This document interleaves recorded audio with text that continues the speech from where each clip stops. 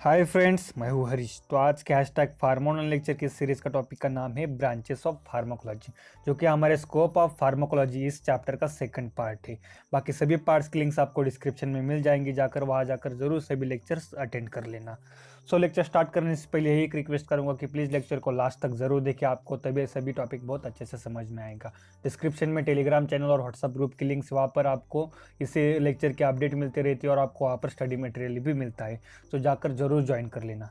So let's start our lecture. Branches of pharmacology, हमने first part में branches of pharmacology को enlist करने तक देखा था। अभी हम इस सभी जो भी फार्माकोलॉजी के ब्रांचेस है उसको हम डिटेल में जानते हैं। तो पहले देखते हैं pharmacokinetics, the study of absorption, distribution, metabolism and excretion of drug. इस मतलब एडीएमई उसको शॉर्ट में कहते हैं, इज नोन एज फार्माकोकाइनेटिक्स।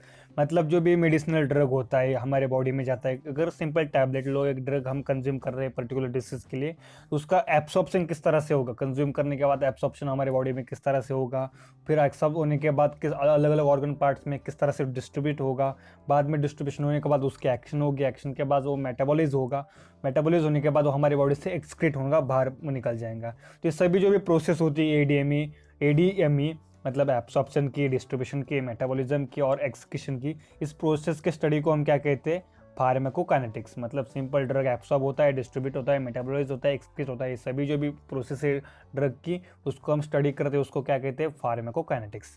तो सेकंड ब्रांच है dynamics, the study of mechanism of action of pharmacological action of drug is known as pharmacodynamic.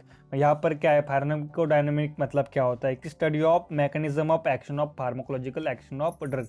मतलब क्या है, जो भी फार्माकोलॉजी हमारे ड्रग होते हैं उसके फार्माकोलॉजिकल जो भी एक्शन किस तरह से शो करता है, मतलब मैकेनिज्म ऑफ एक्शन उस ड्रग की स्टडी करना, मतलब क्या है, फार्माकोडायनेमिक। मतलब सिंपल अगर ड्रग है, वो ड्रग हमारी बॉडी पर किस तरह से, मतलब किस मैकेनिज्म से हमारे बॉडी पर इफेक्ट करता है, मतलब हमने ड्रग कंज्यूम किया और वो किस तरह से, मतलब कौन कौन से रिएक्शन दिखाता है, वो कौन कौन से रिएक्शन दिखता है हमारी बॉडी पर, किससे वो हमारी बॉडी का जो भी पर्टिकुलर डिसीज वो ठीक करता है, पूरी जो भी मैकेनिज्म ऑफ एक्शन है। मतलब अगर वुंड हीलिंग की है, मतलब पर्टिकुलर अगर आपका बॉडी पेन हो रहा है तो बॉडी पेन किस तरह से वो रिलीव करता है, उसकी जो भी एक्शन होगी, वो ड्रग किस तरह से एक्शन दिखाता है, उसके मैकेनिज्म ऑफ एक्शन क्या है, उसके स्टडी को क्या कहते हैं, pharmacodynamics. The study of mechanism of action of pharmacological action and pharmacological action of drug is known as pharmacodynamics। मतलब mechanism of action and pharmacological action, मतलब किस तरह से मैकेनिज्म मतलब किस तरह से करता है, और फार्माकोलॉजिकल एक्शन मतलब फार्माकोलॉजिकल किस तरह के एक्शन दिखाता है, इसका स्टडी मतलब क्या, फार्माकोडायनेमिक्स। तो थर्ड है therapeutic index, it is relative margin of safety of the drug. तो थेरापेटिक इंडेक्स इसके ऊपर मैं एक सेपरेट लेक्चर बनाना चाहूँगा, मुझे कमेंट बॉक्स में ज़रूर बताना, क्योंकि इस पर बहुत जितना ज़्यादा बताऊँ उतना कम है। मतलब सिंपल है, पर इसको मैं और डिस्क्राइब कर बता सकता हूँ, पर यहाँ पर शॉर्ट में लिया गया है, इतना ही होगा तो कोई प्रॉब्लम नहीं, पर और उसको डिटेल में किसी और लेक्चर में समझाऊंगा। तो थेरापेटिक इंडेक्स क्या होता है कि एक relative margin of safety of drug. मतलब अगर आप ग्राफ ले लो और ग्राफ में अगर ग्राफ में आप शो कर रहे हो कि एक रिलेटिव मार्जिन, मतलब पर्टिकुलर इतने डोसेस तक और इस क्वालिटी में ड्रग की सेफ्टी सेफ है देने के लिए, उससे अगर आगे उसकी मार्जिन जाएगी, मतलब और उससे आगे अगर उसका डोज दिया जाएगा तो उससे क्या होगा, बॉडी को हार्मफुल हो सकता है। मतलब मैक्सिमम उसका सेफ्टी लेवल कौन सी है वो बताता है, उस मार्जिन ऑफ लेवल मतलब क्या, थेरापेटिक इंडेक्स। इसको मैं किसी और लेक्चर में ज़रूर आपको पूरा समझाऊंगा डिटेल में। तो नेक्स्ट जो अभी ब्रांच है pharmacometrics, the branch of pharmacology which deals with the identification and evolution of the drug is known as pharmacometric. मतलब ब्रांच ऑफ फार्माकोलॉजी है सिंपल, इसका काम क्या होता है, फार्माकोमेट्रिक्स मतलब जो भी अलग अलग ड्रग है, क्रूड ड्रग्स है, नेचुरल ड्रग बोल सकते हैं हम, उसको क्या करते हैं, आइडेंटिफाई करना उस ड्रग को, और उसको अच्छी तरह से एवोल्यूशन करना, एवोल्यूट करना उस ड्रग का, इसको क्या कहते हैं, फार्माकोमेट्रिक्स। नेक्स्ट है pharmacotherapeutics, the branch of pharmacology which deals with the study of application of the drug in the treatment और prevention of disease known as pharmacotherapeutics. तो फार्माकोथेरेपेटिक मतलब क्या है कि किसी भी ड्रग का डिसीज़ के प्रिवेंशन में और ट्रीटमेंट में उसका किस तरह से उसका एप्लीकेशन होता है, किस तरह से उसको यूज़ करते हैं, इसके बारे में जो भी स्टडी होती है कि किस तरह से यूज़ किया जा सकता है और किस तरह से उसका बेटर एप्लीकेशन होगा और किस तरह से उस ड्रग का एप्लीकेशन करेंगे, इसके बारे में जो भी स्टडी होती है उसको कहते हैं फार्माकोथेरेपेटिक्स। तो सिक्स्थ है toxicology, the branch of pharmacology which deals with the study of action of overdoses of the drug are which are dangerous dangerous to the human body is known as toxicology. तो नाम में ही इसका अर्थ छुपा है। तो toxicology मतलब क्या कि किसी भी जो भी ब्रांच ऑफ फार्माकोलॉजी है सिंपल, और ये किससे डील करती है और उसका क्या काम है, एक स्टडी करती है कि ओवरडोसेस के बारे में, मतलब एक मिनिमम कितना डोज देना चाहिए, अगर मैक्सिमम ओवरडोज हो गया और उससे कौन कौन से डेंजरस इफेक्ट हो सकते हैं हमारे बॉडी को, उसके बारे में स्टडी करती है। और कौन कौन से अगर मतलब कौन सा डोज लेने की वजह से और कितना डोज लेने की वजह से हमारे बॉडी पर इफेक्ट आ सकते हैं, हमें हार्मफुल हो सकते हैं, इसके बारे में स्टडी करते हैं टॉक्सिकोलॉजी। मतलब सिंपल कि पॉइजन के बारे में स्टडी भी बोल सकते हैं, सिंपल स्टडी ऑफ पॉइजन। मतलब कोई भी ड्रग है उसको हम पर्टिकुलर डोसेस में लेंगे तो हमारे वो मेडिसिन है, और उसका ओवरडोज हो गया तो हमारे लिए वो क्या हो सकता है, जहर हो सकता है, पॉइजन हो सकता है। तो सिंपल डोसेस के बारे में स्टडी करते हैं टॉक्सिकोलॉजी। मतलब कितने अमाउंट से ज़्यादा और उसके ज़्यादा अमाउंट्स के अगर डोज लिया जाता है तो उसका क्या साइड इफेक्ट्स हो सकते हैं, और कौन कौन से जो भी केमिकल्स है डेंजरस है हमारे बॉडी के लिए, उसके बारे में स्टडी करना। और मैक्सिमम मतलब पर्टिकुलर डोज से ज़्यादा डोज होगा, ओवर डोज हो गया तो उसके क्या साइड इफेक्ट हो सकते हैं, और उसके बारे में जो भी सभी स्टडी होती है उसको हम टॉक्सिकोलॉजी कहते हैं।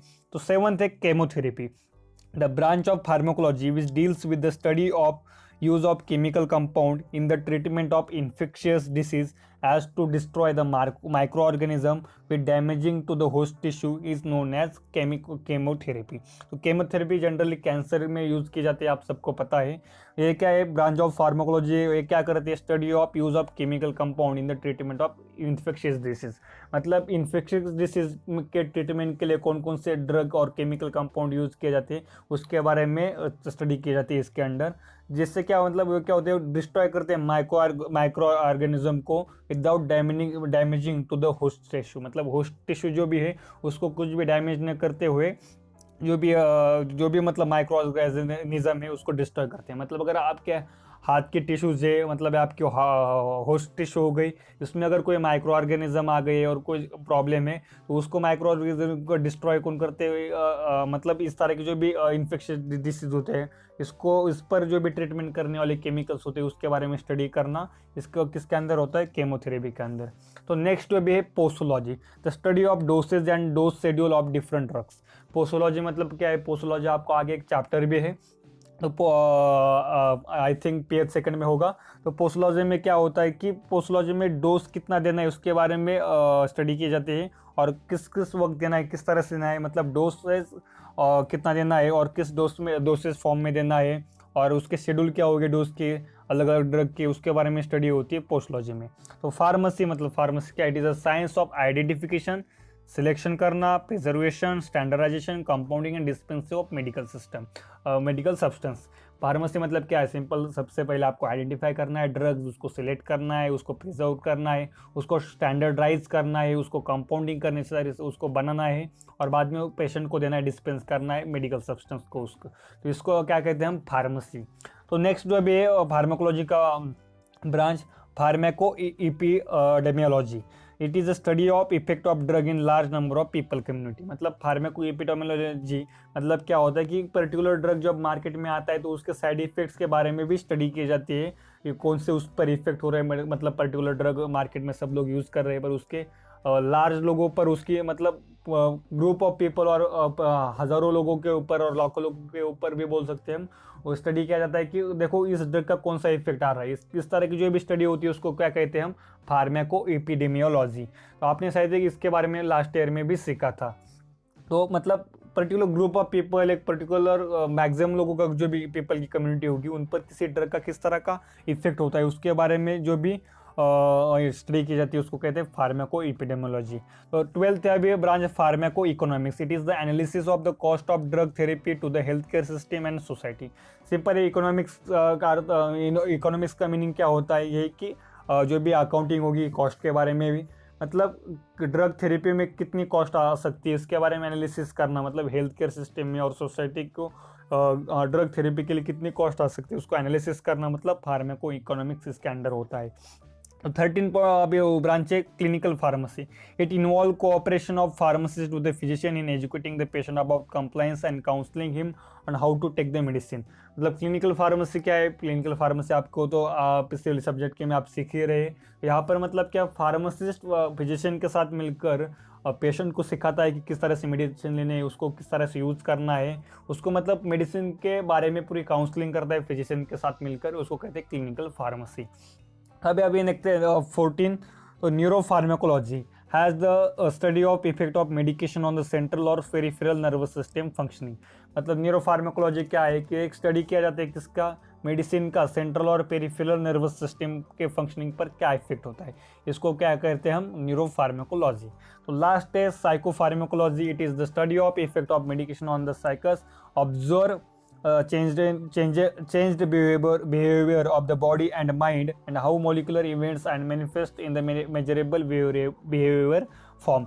तो साइको फार्माकोलॉजी मतलब क्या है, सिंपल है कि मेडिसिन लेने के बाद मेंटली और उस पर के कौन कौन से चेंजेस आते हैं, मतलब मैं किसी भी ड्रग को और मेडिसिन को कंज्यूम करने के बाद मेंटली और उसके बिहेवियर में कौन से चेंजेस आते हैं बॉडी माइंड में, इसके बारे में जो मॉलिक्यूलर इवेंट्स कौन से चेंजेस होते हैं, इसके बारे में जो भी स्टडी किया जाता है उसको कहते हैं साइको फार्माकोलॉजी। तो लास्ट तक वीडियो देखा तो प्लीज़ कमेंट करके बताना कि मैंने लास्ट तक वीडियो देखा है, जिससे मुझे पता चले कि आप लोग कितने लोग ऐसे हैं कि जो लास्ट तक ज़रूर लेक्चर देखते हैं। सो आई होप आपको वीडियो पसंद आ गया होगा। तो प्लीज़ चैनल को लाइक शेयर और सब्सक्राइब जरूर कर देना। डिस्क्रिप्शन में सोशल मीडिया हैंडल की लिंक से आ जाकर मुझे कनेक्ट हो जाना। तो मिलते हैं नेक्स्ट वीडियो में। Bye bye, see you.